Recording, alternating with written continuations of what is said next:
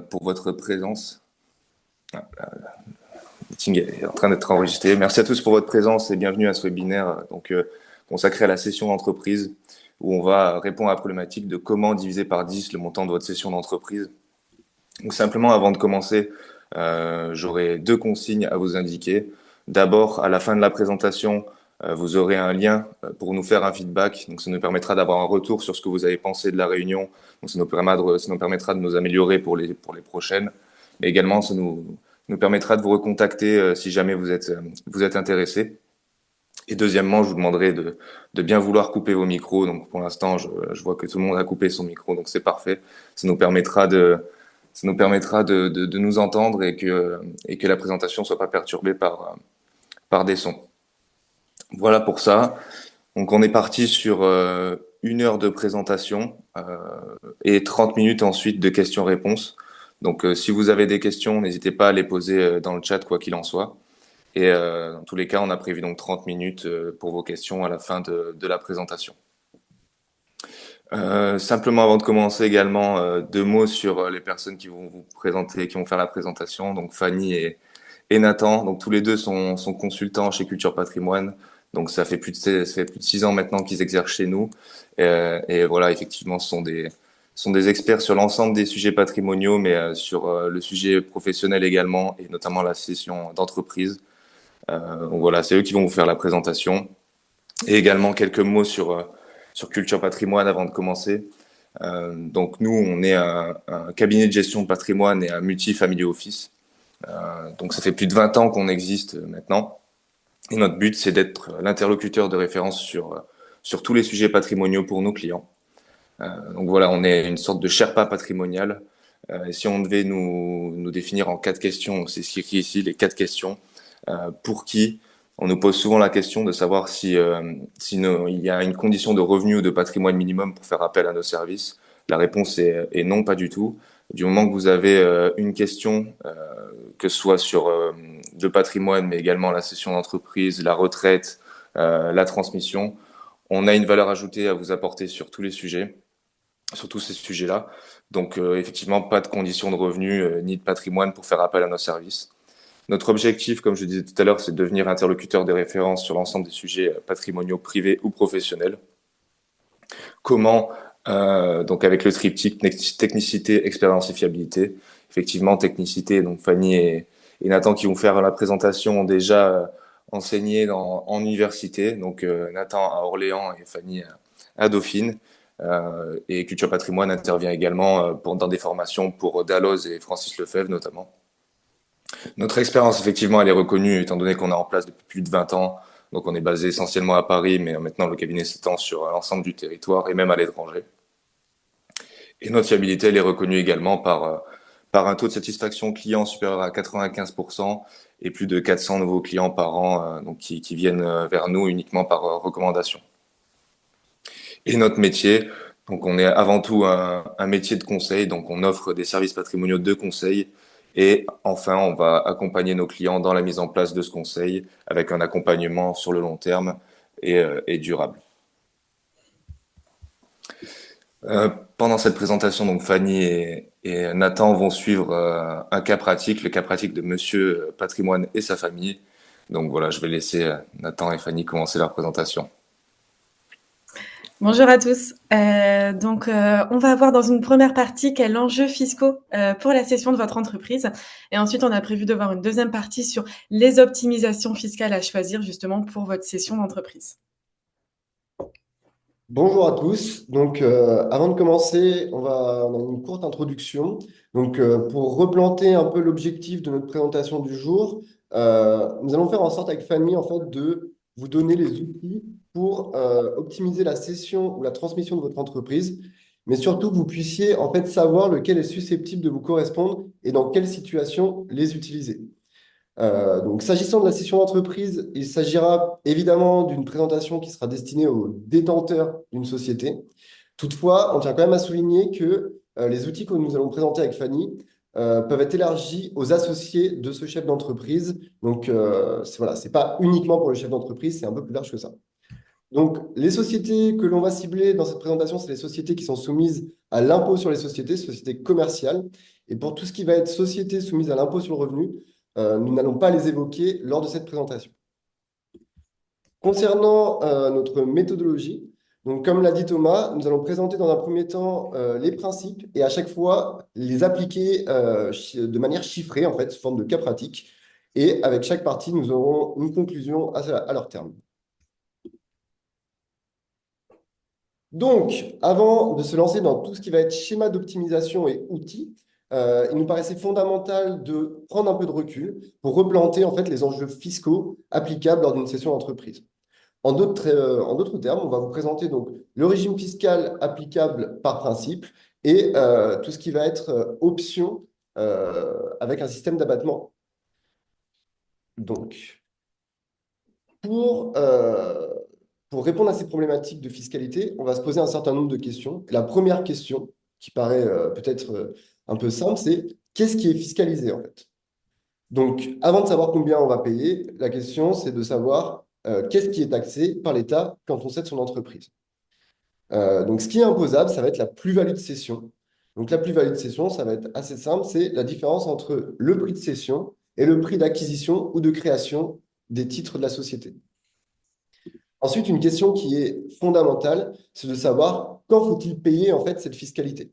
Et de manière un peu contre-intuitive, on ne va pas avoir à payer la fiscalité le mois suivant la cession ou directement après.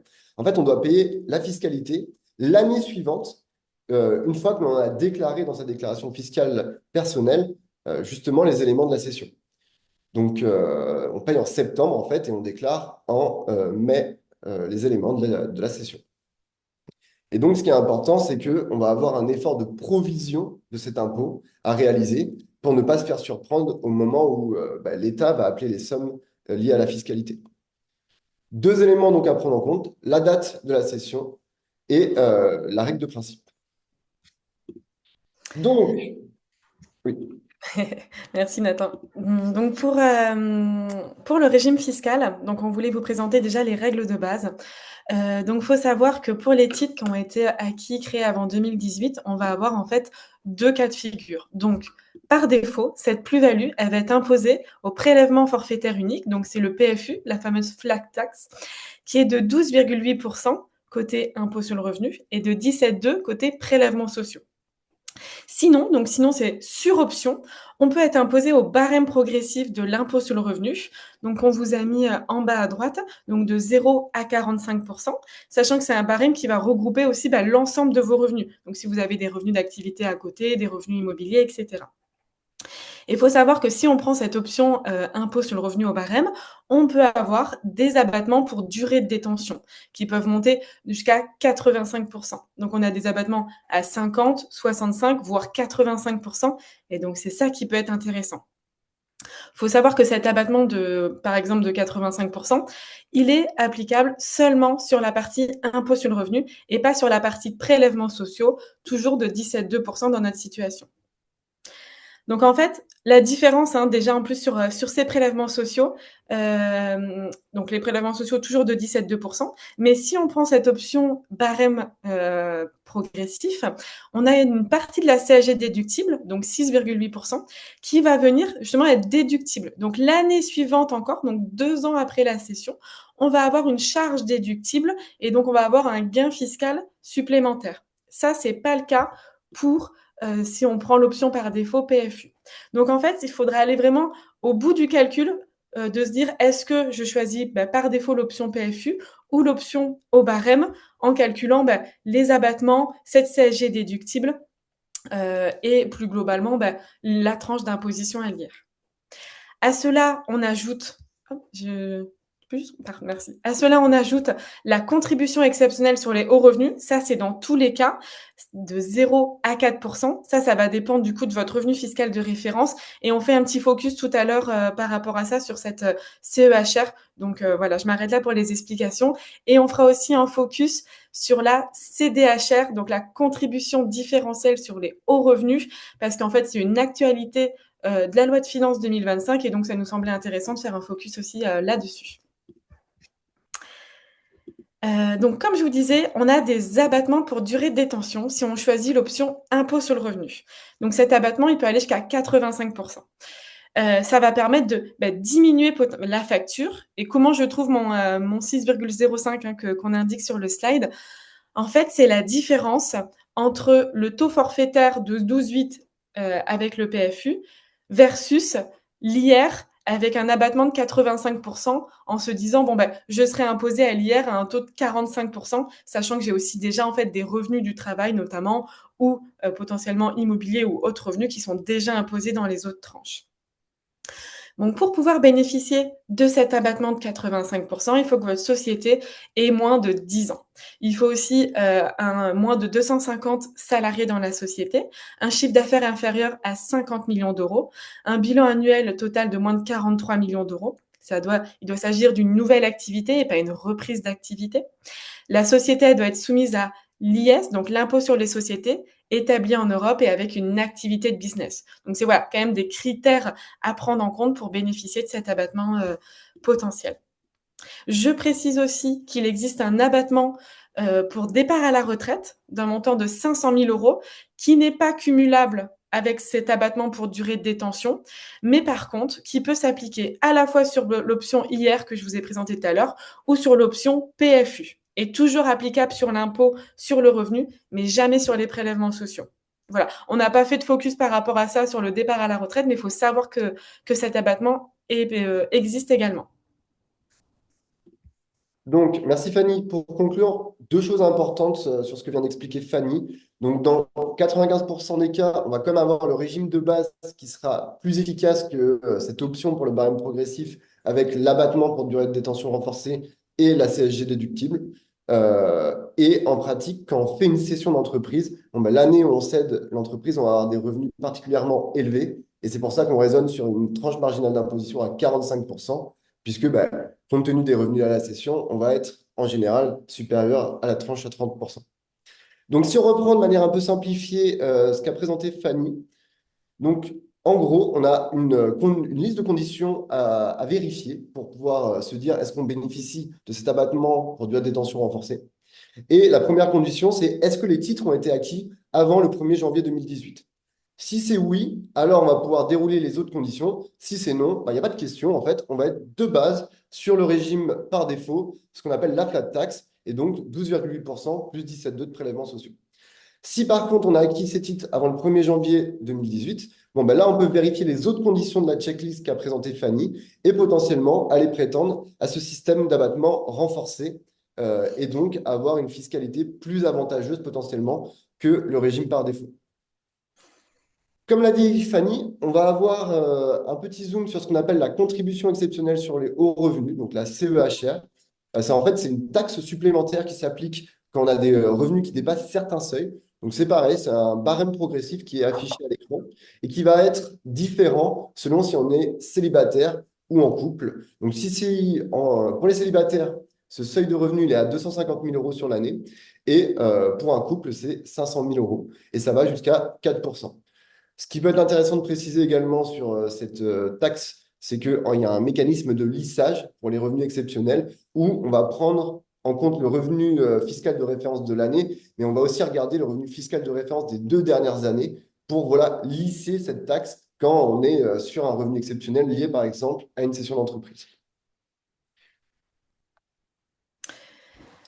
Et donc, on a voulu faire aussi un zoom, comme je vous disais, sur la CDHR, donc cette contribution différentielle sur les hauts revenus. Donc, une nouveauté de la loi de finances de cette année.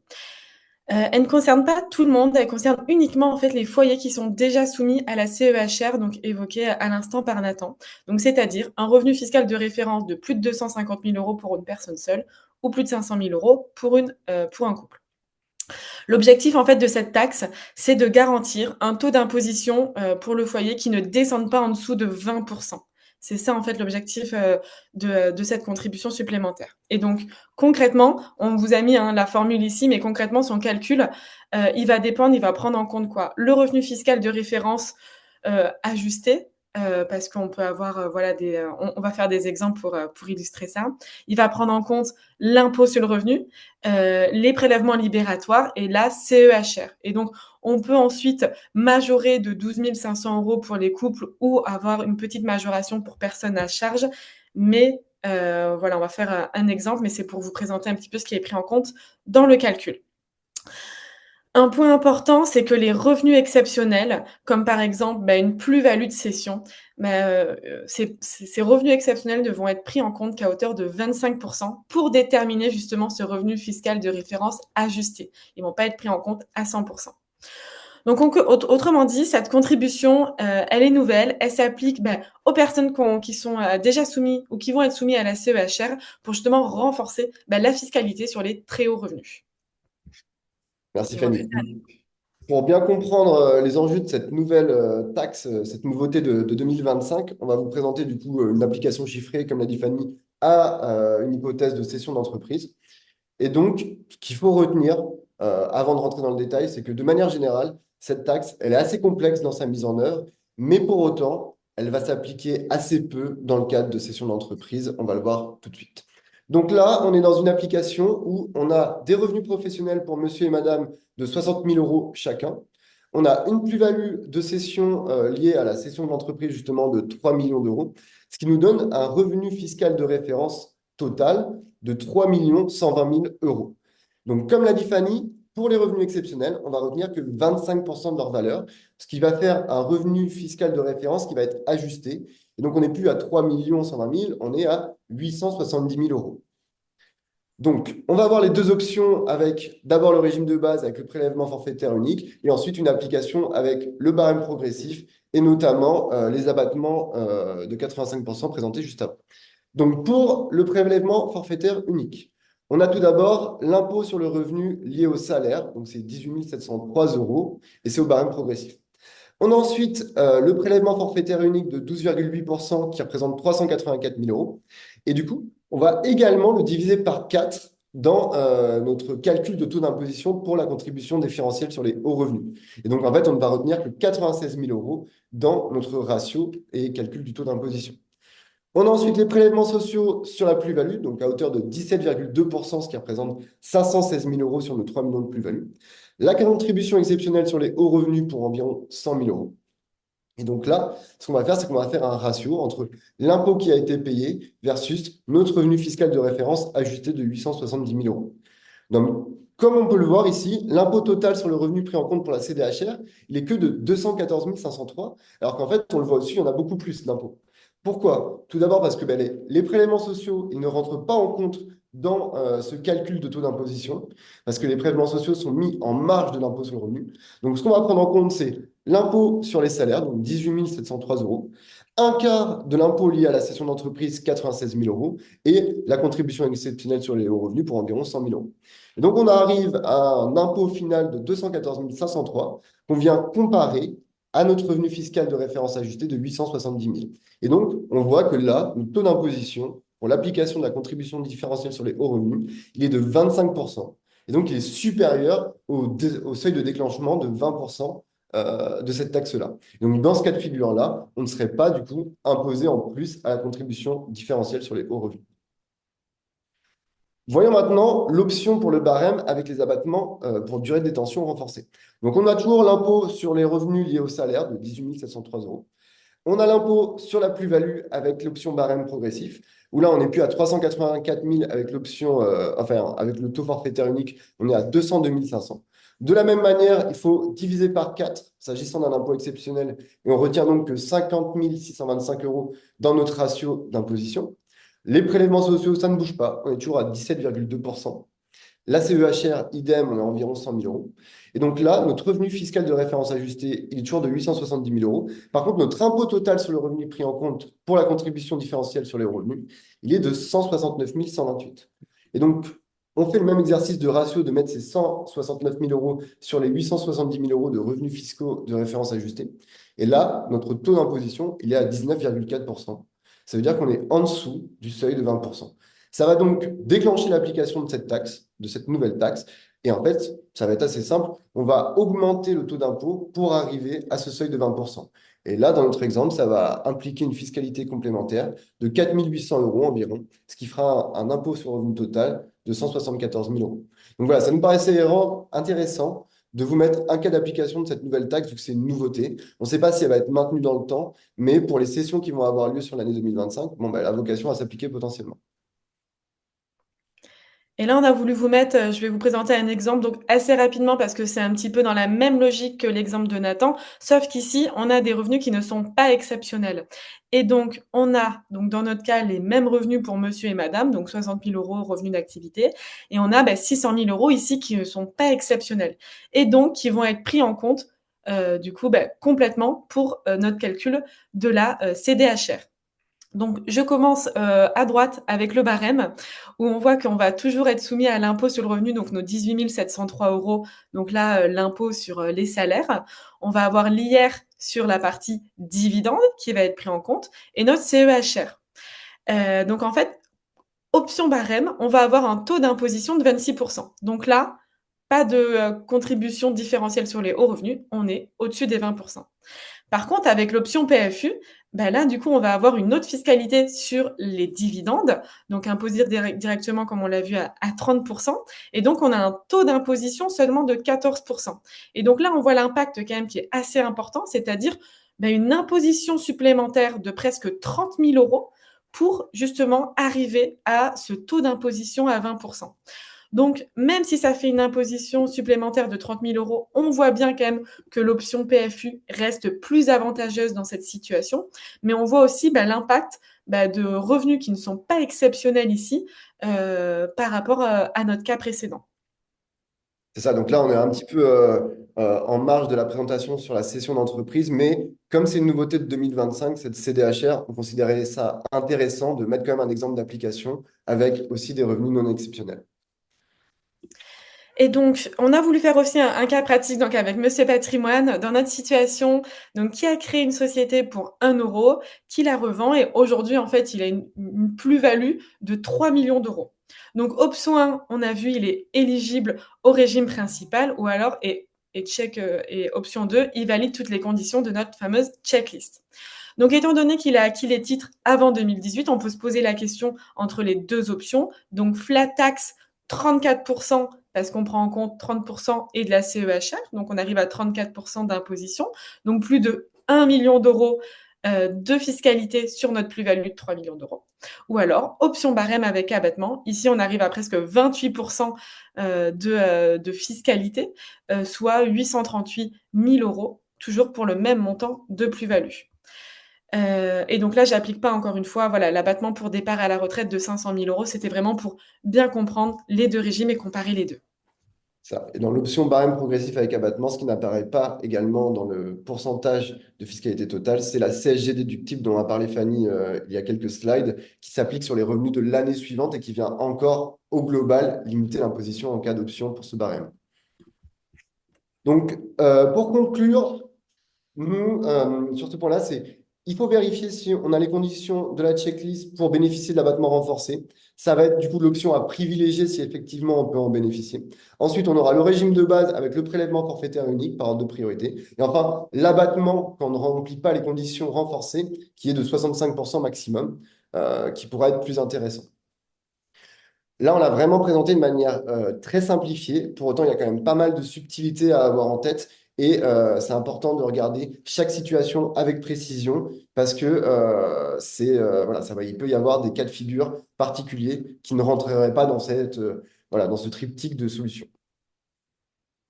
Un autre outil qu'on voulait vous présenter qui peut encore réduire la facture en cas de cession d'entreprise, c'est ce qu'on va appeler le quotient. Et le quotient, en fait, c'est un dispositif qui ne s'applique que en cas d'option pour le barème progressif. Le quotient, il ne va pas s'appliquer du coup si on choisit, enfin si on est sur le régime de base, c'est-à-dire la flat tax avec le taux de 12,8% applicable.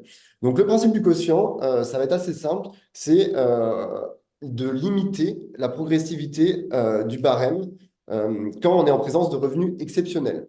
Et donc l'idée, c'est ce qui est marqué, c'est la phrase selon laquelle on paye moins en réalisant 4 fois notre impôt sur un quart des revenus qu'en payant une seule fois notre impôt sur la totalité des revenus. Et donc, avec ce dispositif, on va pouvoir limiter la progressivité du barème. en présence de revenus exceptionnels. Et donc, on a voulu vous montrer ce que ça pouvait donner avec un cas où, voilà, Monsieur Patrimoine, il cède sa société. Donc, déjà, il a des revenus classiques, 70 000 euros par an. Et en plus, on a cette fameuse plus-value de 3 millions d'euros parce qu'il vient de vendre sa société. Pour vous donner un ordre d'idée du gain avec le quotient, ben, sur cette situation, Monsieur Patrimoine pourrait économiser presque 12 000 euros grâce ben, à ce régime particulier. Et il faut savoir qu'il peut aussi ce dispositif, il peut être cumulable avec notre abattement qu'on a vu tout à l'heure pour durée de détention, pour justement aller encore plus loin dans la réduction de la facture fiscale. Et donc ça, encore une fois, au cas particulier, il faut bien prendre en compte l'ensemble des critères assez global par rapport à ça. C'est ça. Et ce quotient, il ne s'applique que sur l'impôt sur le revenu au barème progressif. Il ne s'applique pas sur la contribution exceptionnelle sur les revenus, ni sur sur les prélèvements sociaux. Exactement. Est-ce qu'avant de passer à la partie 2, est-ce que, ouais, il y a des questions dans le chat? Est-ce que tout va bien à ce niveau? Est-ce que vous voulez qu'on fasse remonter une question, qu'on précise quelque chose, ou est-ce qu'on passe à la partie 2?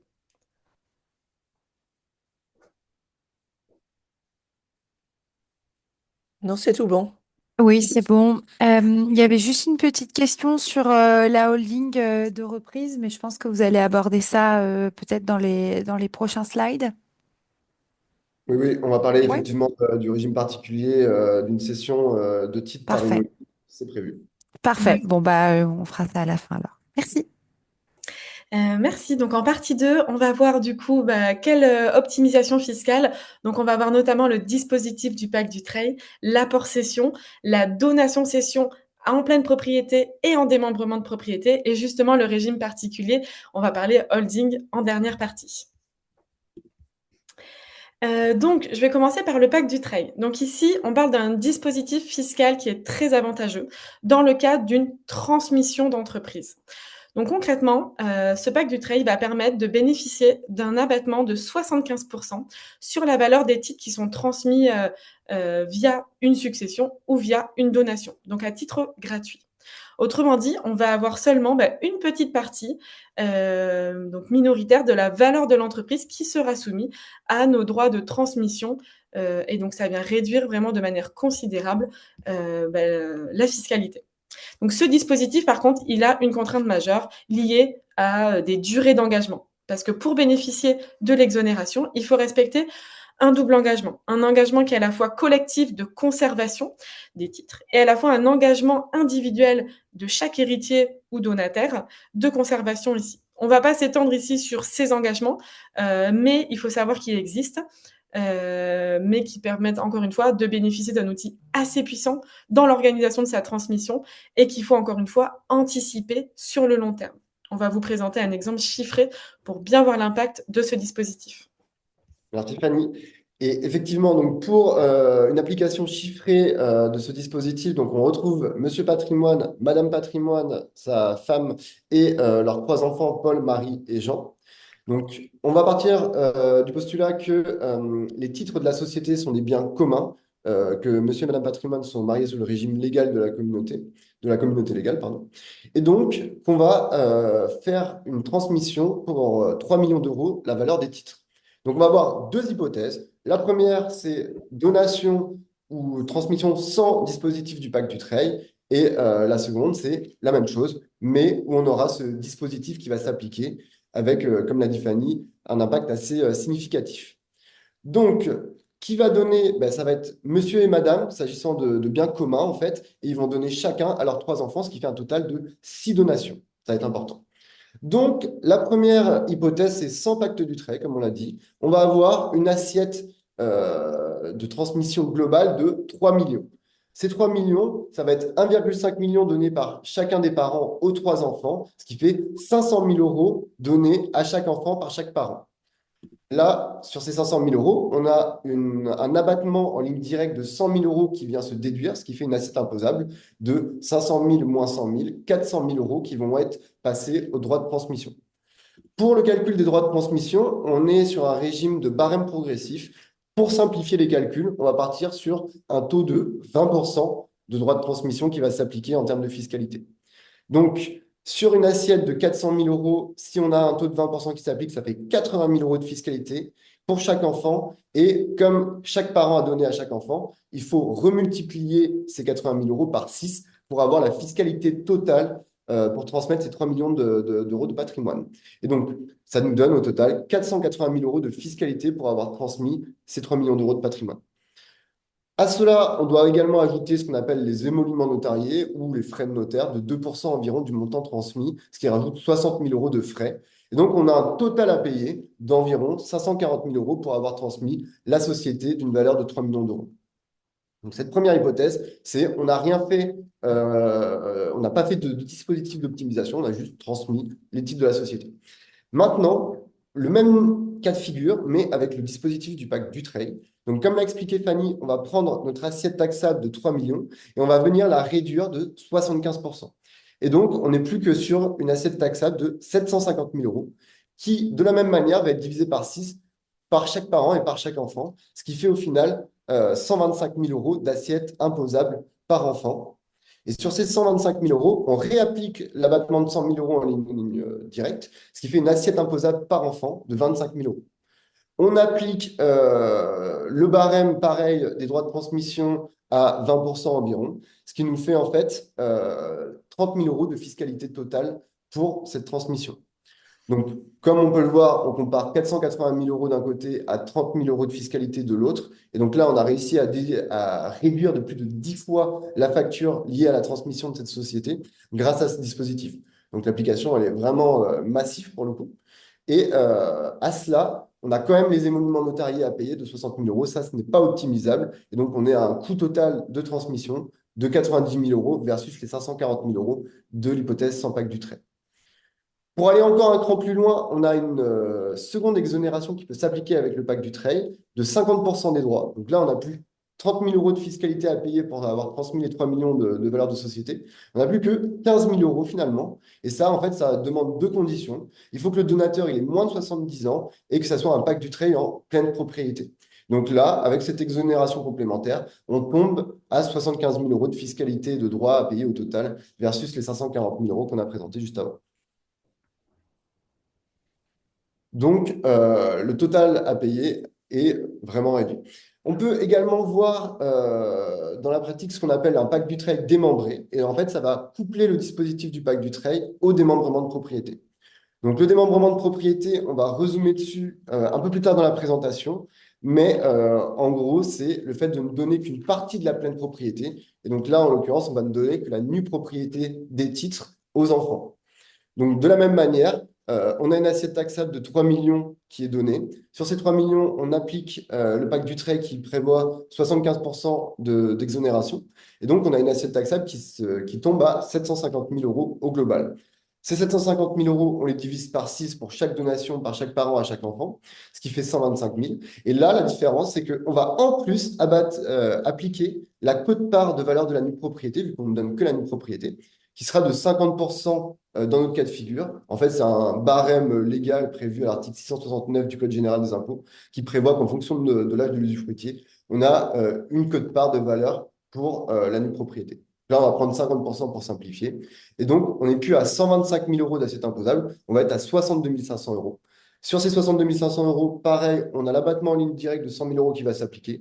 Et en fait, on tombe à une assiette imposable de 0 euros au final. Il n'y a même pas de droit qui s'applique. Donc, on n'a plus que les frais de notaire à payer, les 60 000 euros qu'on a vu dans l'exemple juste avant, les 2%. Donc là, on a réussi, grâce au pacte Dutreil démembré, à effacer totalement la fiscalité sur la transmission des titres. Attention toutefois, il y a quand même certaines limites à ce démembrement combiné au pacte Dutreil que va vous présenter Fanny. Exactement. Donc, principalement, il y en a 3. Donc vraiment pacte Dutreil, là, avec démembrement de propriété, hein, pas en pleine propriété. Avec le démembrement, les limites, c'est quoi? C'est que l'usufruit, il doit être limité à l'affectation des bénéfices. On a ensuite également la perte de la réduction de 50% qu'évoquait Nathan sur la fiscalité, qui est, elle, justement, que pour les transmissions en pleine propriété. Et ensuite, le dirigeant, il ne peut plus exercer, mais conserve le dividende. Donc voilà, c'est un petit peu les limites que nous, on voulait faire principales, qu'on voulait faire ressortir. Une fois qu'on a évoqué ce pacte Dutreil, on voulait évoquer avec vous un autre dispositif pour justement optimiser la fiscalité de votre cession d'entreprise. C'est le mécanisme de l'apport-cession. Donc l'apport cession, il consiste en quoi? Il consiste en apporter les titres de votre société à une autre société, donc à une holding, afin de bénéficier du régime du report d'imposition des plus-values. Donc notre première étape, ça va vraiment être j'apporte les titres de ma société à une holding. Et à ce moment-là, il y a une plus-value qu'on va appeler la plus-value 1 qui va se matérialiser. Elle va être la différence entre justement le montant de l'apport, la valeur de l'apport, et le prix d'acquisition / de création de votre société. Et donc, cette plus-value 1, elle va être mise en report. Qu'est-ce que ça veut dire? Ça veut dire qu'elle ne va pas être fiscalisée. On ne va pas payer d'impôt sur cette plus-value. Elle ne va pas être taxée. Elle existe bien. D'ailleurs, on doit la déclarer tous les ans dans sa déclaration fiscale, mais pas de taxation. Et quand on parle de report qui tombe, en fait, c'est justement le fait d'être taxé sur cette plus-value 1, et c'est vraiment le schéma qu'on veut éviter. Et donc, une fois qu'on a fait cet apport des titres à ma holding, je vais avoir 2 cas de figure. Donc, la holding qui détient les titres, soit elle va vendre en fait mes titres après 3 ans par rapport à ma date d'apport. Et donc là, si on a vraiment une durée supérieure à 3 ans, notre plus-value, elle ne va pas être imposée. Le report va continuer. Donc, c'est avantageux. Cependant, si la société vend les titres avant ce délai de 3 ans, le report, il est plus maintenu, sauf, encore un cas particulier, sauf si vous réintégrez 60% du prix de cession dans les 2 ans. C'est-à-dire que même si je souhaite en fait vendre les titres avant ce délai de 3 ans, j'ai encore une chance de ne pas être fiscalisé sur ma plus-value 1. Et donc, j'ai 60% du prix de cession que je réinvestis dans une activité de business. Ça peut être notamment le cas avec des activités dans des investissements en private equity qui peuvent répondre du coup à cette activité dite de business. Mais en tout cas, ça peut pas être par exemple l'acquisition de votre résidence principale que vous pourrez faire ça par contre avec vos 40% par rapport à ça. Je précise bien sûr que, étant donné que maintenant c'est la holding qui détient les titres, les investissements, ils se feront à travers cette holding et pas à titre personnel. Donc ça, c'est vraiment une vision à avoir d'ensemble. Pourquoi? Parce que c'est pas vous qui allez toucher à titre personnel, mais la holding, par exemple, les fruits de ce réinvestissement. Tu peux remettre juste le slide, s'il te plaît? Merci. Parce que je voulais juste préciser un dernier point, c'est que la deuxième étape, ensuite, au moment de la cession, là, je vais avoir une plus-value 2 qui va se matérialiser, qui va être la différence entre mon prix de cession et le prix par rapport à l'apport. Donc, il peut être très faible si les deux se font de manière rapide.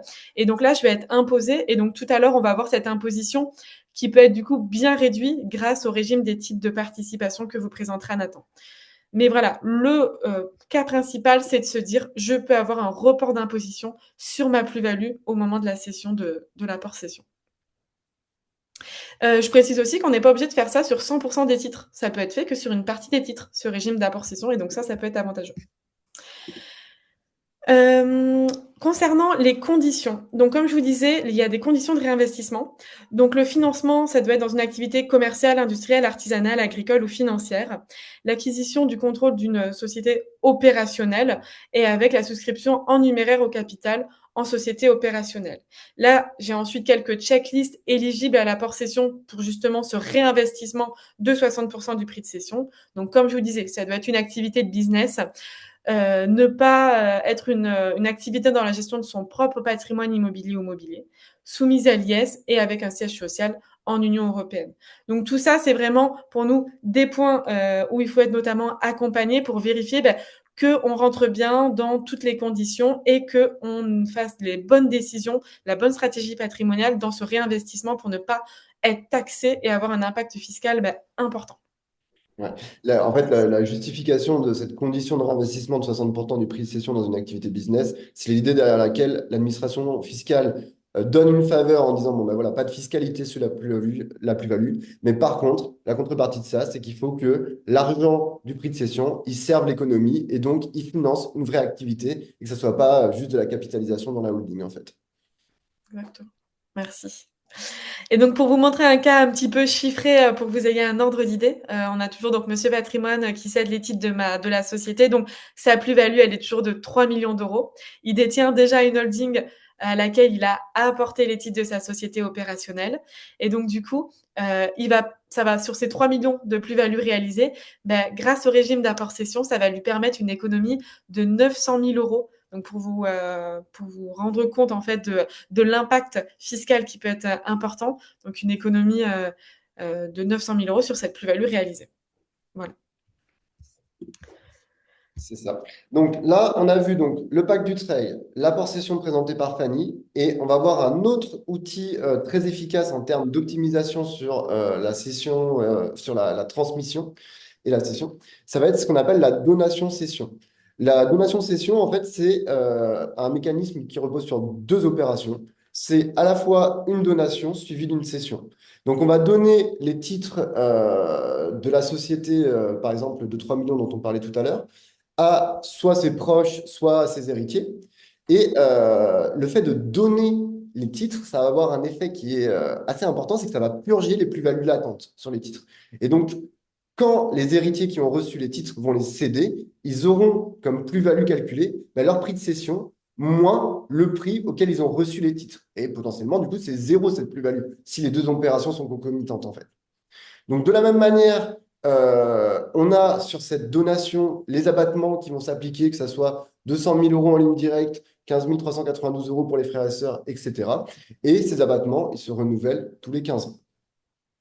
Donc, cette donation sur session, elle répond à un autre objectif que l'apport session présenté par Fanny juste avant. L'apport session, on est dans une dynamique de, OK, on évite la fiscalité pour capitaliser dans la holding et vraiment faire travailler les fonds dans une enveloppe dédiée à ça, donc la holding. Là, on va être dans un objectif plutôt de transmettre du patrimoine à ses héritiers, par exemple, et donc d'effacer la fiscalité de la même manière. Mais voilà, ça ne répond pas au même objectif. Et là, dans l'idée, si on transmet les titres, si on les donne, on n'a plus la jouissance du prix de cession une fois que c'est vendu, en fait. Un point important à avoir en tête, de piloter quel outil va être destiné à quel objectif. Et c'est pour ça que, comme disait Fanny, l'apport cession, par exemple, il peut être adéquat que sur une partie des titres et pas sur la totalité des titres de la société. Et donc, on a voulu vous illustrer un exemple entre le régime classique ou alors je mets en place une donation-cession. Donc, dans notre situation, donc toujours nos 3 millions de plus-value. Dans le régime classique, donc c'est le premier tableau de droit commun en bas, en haut à droite, pardon. J'ai ma plus-value du coup imposable de 3 millions d'euros. Et là-dessus, je vais du coup payer de la fiscalité, donc de l'impôt, des prélèvements sociaux et de la CEHR. Donc, dans le régime de droit commun, j'ai, on va dire 1 million d'euros, on va arrondir à 1 million d'euros d'impôt global sur cette plus-value réalisée. En revanche, avec la donation-cession, ça va nous permettre en fait ici d'optimiser l'impôt. Pourquoi? Parce que je vais du coup avoir une assiette en fait imposable après les abattements qui va être bien diminuée, donc 400 000 euros. Je vais avoir du coup une fiscalité, donc cette fois-ci des droits de donation. Donc on vous a mis le barème à gauche des droits de donation. On voit assez vite qu'on arrive à 20%, donc assez rapidement, de taxation et ça peut monter jusqu'à 45%. Mais du coup, on profite des premières tranches à 5, 10, 15, 20, etc. De taxation. Ça veut dire qu'en fait, au global, si je fais une donation puis cession, je vais avoir justement seulement, on va dire, des frais de donation, des droits de donation, qui sont estimés à peu près 540 000 euros, excusez-moi, dans cette situation, dans cette plus-value de 3 millions d'euros. Donc, il y a quand même une énorme différence sur un patrimoine, sur une plus-value de 3 millions d'euros. Par contre, une fois qu'on a fait cette donation, les titres ne nous appartiennent plus, on va dire. Donc, ça appartient aux personnes à qui on a donné. Donc, ici, nos enfants, par exemple, dans notre exemple. Mais on voit bien que l'impact est quand même très significatif et qu'on peut faire ça que sur une partie des titres. On n'est pas obligé de faire ça, encore une fois, sur l'ensemble des titres. Mais du coup, quand même, un gain qui est plutôt, qui est vraiment massif. Ce qu'on a voulu vous présenter également, c'est la donation, comme je vous disais, cession démembrée. Donc là, c'est le même principe, comme vous disait Nathan. On fait une donation, puis une cession pour purger la plus-value, mais cette fois-ci en démembrement de propriété. Et donc, on vous a indiqué ici la valeur de l'usufruit et la valeur de la nue propriété. Parce que pour rappel, cette valeur, elle va dépendre de l'âge de l'usufruitier.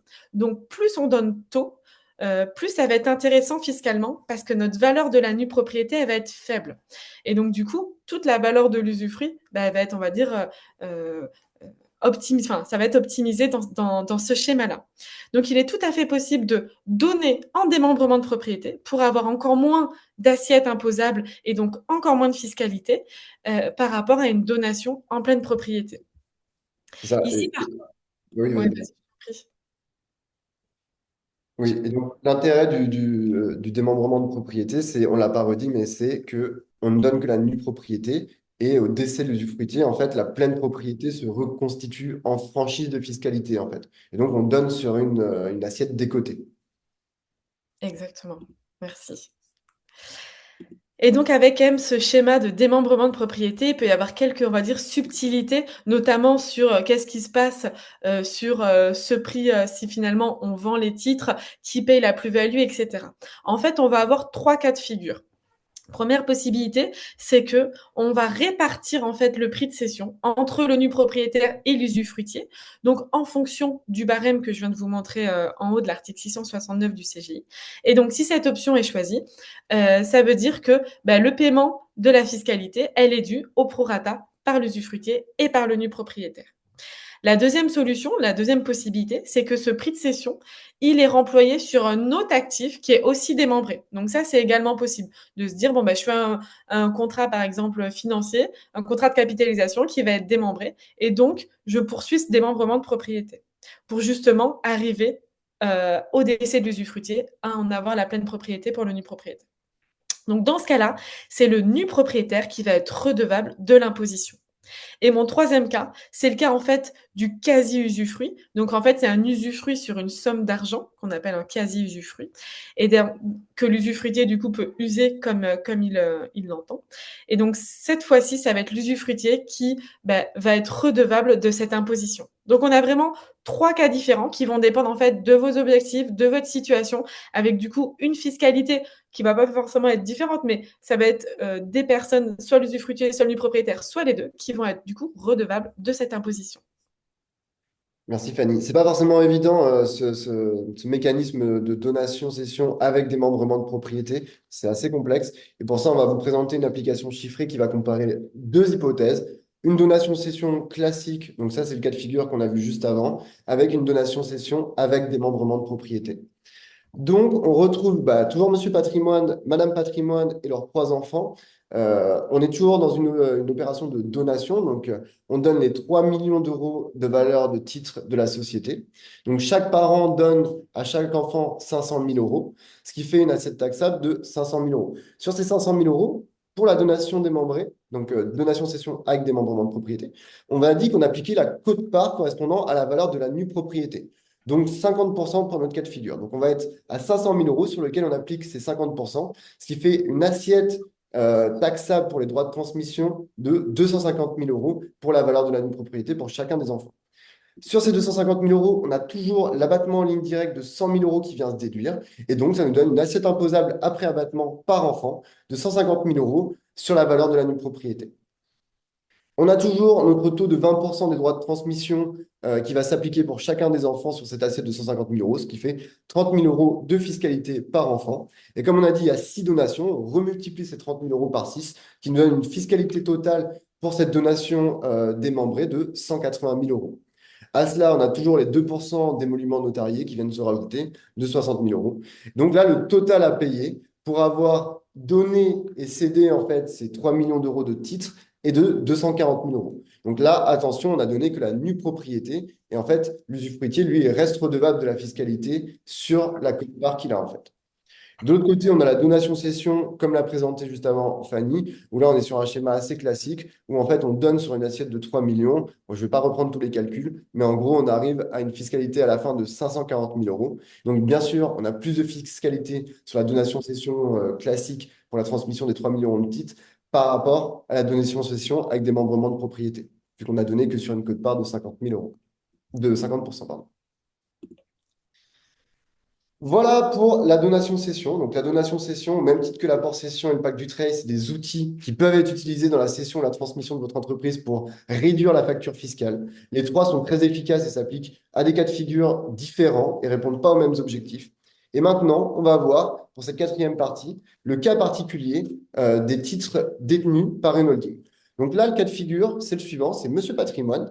Il a acquis en fait les titres de sa société opérationnelle via sa holding. Donc c'est la holding qui est propriétaire des titres de la société opérationnelle et Monsieur Patrimoine, il est propriétaire des titres de la holding.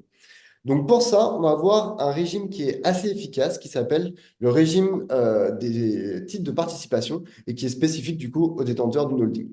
Le principe de ce régime, c'est que la holding, lorsqu'elle va céder les titres de la société opérationnelle, elle va pouvoir bénéficier d'une exonération spécifique qui va aller jusqu'à 88% de la plus-value réalisée. Donc en fait, avec 88% d'abattement, bon, ben, on est fiscalisé plus que sur 12% de la plus-value.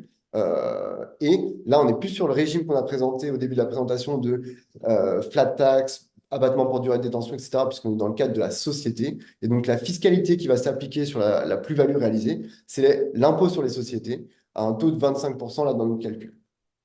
Donc, en gros, grâce à ce régime de faveur, on va pouvoir n'être imposé qu'à 12% de la plus-value réalisée par la holding à un taux de 25%. Et donc, 12% fois 25%, on arrive à un taux final d'imposition de 3% pour cette session. Donc, on va avoir un exemple chiffré de une cession des titres par la holding sans ce bénéfice des titres de participation et un régime ou un exemple, pardon, avec le bénéfice du régime des titres de participation.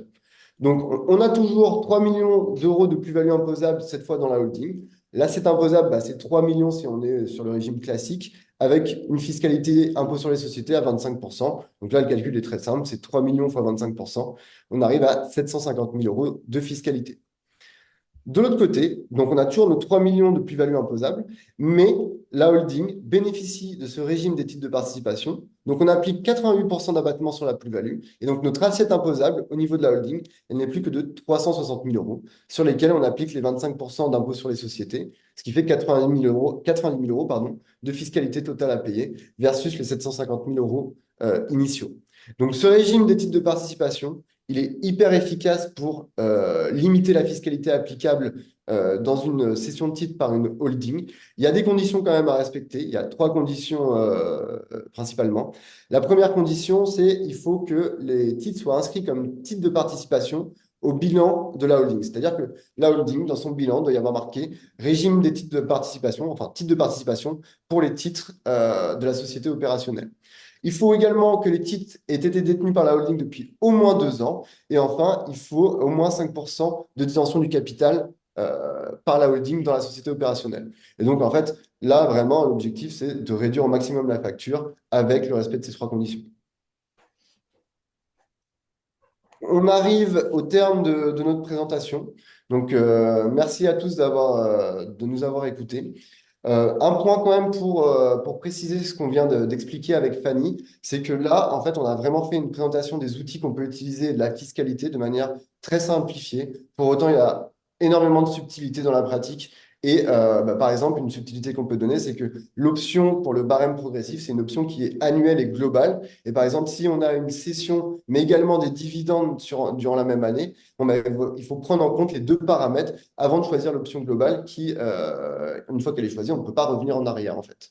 Donc, le point important à retenir de ça, c'est que chaque situation est quand même assez spécifique, avec beaucoup de subtilité, et que c'est important de vraiment se poser les bonnes questions quand on est dans ce type de situation, et d'avoir des solutions et un accompagnement qui est vraiment spécifique à votre situation pour voilà, ne pas passer à côté et ne pas avoir d'écueil sur le régime qui serait remis en cause ultérieurement. Je vais laisser la main maintenant à Camille pour voilà, qu'elle puisse expliquer comment Mais Culture Patrimoine aujourd'hui peut accompagner sur ça. merci Nathan, merci Fanny. On arrive à la fin de la réunion. Avant qu'on se quitte, Culture Patrimoine, comme vient de le dire Nathan, peut vous accompagner. Si tu peux passer la slide, Nathan. Euh, la chose à savoir, c'est que le premier rendez-vous est un rendez-vous vraiment découverte. L'objectif, c'est d'appréhender votre situation et de vous poser toutes les questions, puisque le diable est souvent dans les détails. On découvre souvent des pépites en rendez-vous.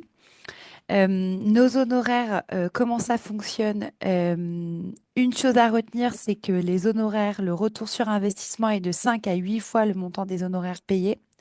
Pour les cas les plus simples, on commence à partir de 1 875 € TTC. Et après, ça peut aller jusqu'à 25, 50 000 en fonction des cas les plus complexes. Aujourd'hui, comme je vous le disais, le premier rendez-vous est découverte et n'est pas facturé. Et après, comme vient de le dire Nathan, sur l'accompagnement, on vous a mis une exhaustivité sur ce slide. Ça va de la lecture de la LOI comme jusqu'à la négociation et l'analyse du package de sortie et de votre future rémunération.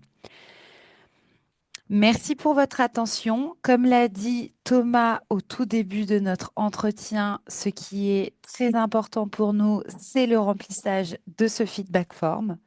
Cela nous permet de vous recontacter et surtout de nous évaluer sur la présentation. On vous laisse une bonne minute pour le remplir.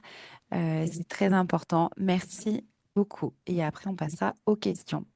Je vous laisse scanner le QR code et on vous remet le lien pour ceux qui ont des difficultés à faire le QR code pour remplir le questionnaire.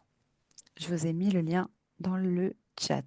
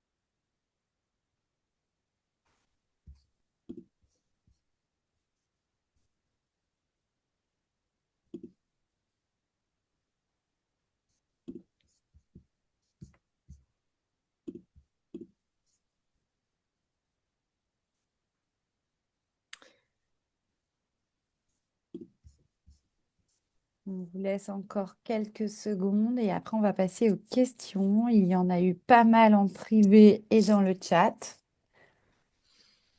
Fanny, Nathan, j'espère que vous êtes prêts.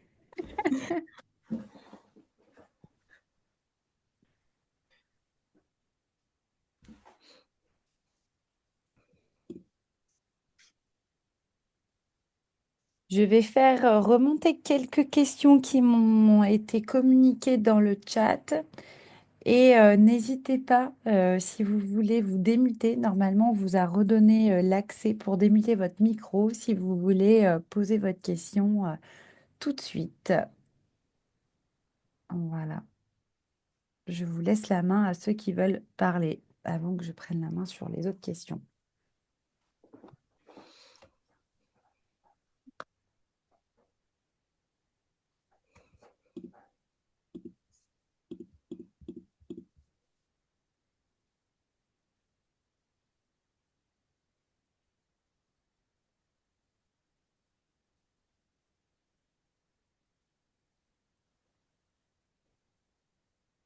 Bon, pas de questions. Peut-être que les gens n'arrivent pas à démuter leur micro.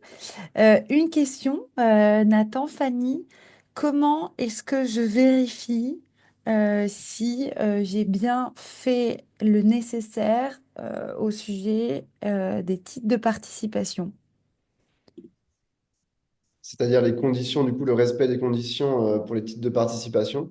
En fait, pour vérifier ces conditions, le point, c'est déjà de savoir de combien représente en fait la participation détenue par la holding dans la société opérationnelle. Ça, c'est un pourcentage du capital qui est détenu. Donc, de bien vérifier que, en fonction du capital total, celui qui est détenu par la holding remplit bien cette condition de 5%. C'est la première chose.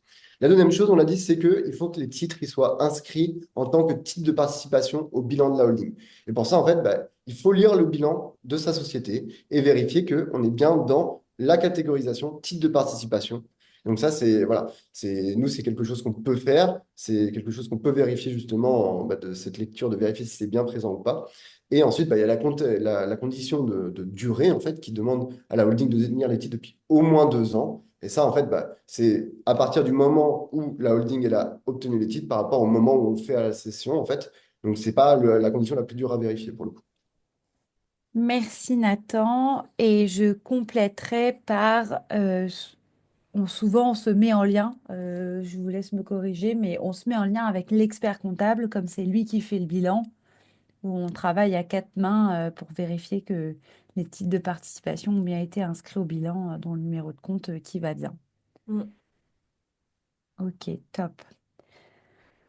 Très bien. Ensuite, nous avions une question sur la holding en tant que telle, sa composition. Est-ce que si elle est composée d'immobilier, est-ce que c'est les mêmes règles ou pas? Alors, ça va dépendre des règles dont on parle, en fait. Euh, Si on vend de l'immobilier dans la holding, non, ça ne va pas forcément être les mêmes règles. De la même manière que si on vend une société opérationnelle avec que de l'immobilier à l'intérieur au niveau de la holding, ce ne sera pas forcément les mêmes règles. Donc, ça fait partie des spécificités où on s'interroge sur effectivement qu'est-ce qu'il y a, quel est le régime applicable pour quelle nature d'actifs, on va dire, dans la société. Donc ça, Mm. c'est un peu du cas par cas pour le coup. Mais effectivement, l'immobilier, ça peut donner lieu à des régimes spécifiques en termes de fiscalité. Oui, il y a cette notion de prépondérance immobilière qui parfois peut changer un peu les règles, donc il faut bien vérifier la composition, si je résume, Nathan, c'est ça? C'est ça, exactement. Et on a un régime fiscal spécifique quand la société opérationnelle est à prépondérance immobilière. Très bien, ok, c'est clair. On avait une question qui a, je pense, est un petit peu plus spécifique. Je me permets de la poser, ça peut peut-être éclairer notre, euh, notre auditoire. Sur les holdings de reprise. Euh, Est-ce que lorsqu'il y a cession de la holding de reprise, le régime des abattements s'applique? Je m'explique. A priori, ça concerne le cas d'une personne qui, en fait, n'a pas le choix que de céder la holding de reprise puisque c'est inscrit a priori dans les statuts. Et donc, ce qu'on a répondu avec Thomas en privé, c'était que souvent, ce qu'on conseille de faire, c'est de ne pas céder la holding de reprise, mais plutôt la société opérationnelle. Euh, voilà, et la personne nous disait que c'était malheureusement inscrit dans les statuts et que donc je dirais, point important, c'est que tous les mécanismes qu'on énonce ici sont réalisables et après, effectivement, tout ce qui relève du contractuel, des contrats en tant que tels, il faut bien les vérifier avec des experts, donc avec nous, pour voir si l'optimisation et les contrats que vous avez rédigés euh, au sein de la holding peuvent être, si je puis dire, bien combinés. Je ne sais pas si vous voulez rajouter quelque chose, Nathan, Fanny, là-dessus. Non, non, c'est Non, totalement exactement. essentiel pour moi. Mm. Merci. Merci vraiment à tous pour vos différentes questions, c'est top. J'espère que vous avez pu bien profiter de tous les éléments de Nathan et Fanny qui sont experts sur ce sujet. Euh, Si certains ont d'autres questions, je vous laisse les poser dans le chat ou démuter votre micro. Et puis sinon, on va pouvoir lever la séance.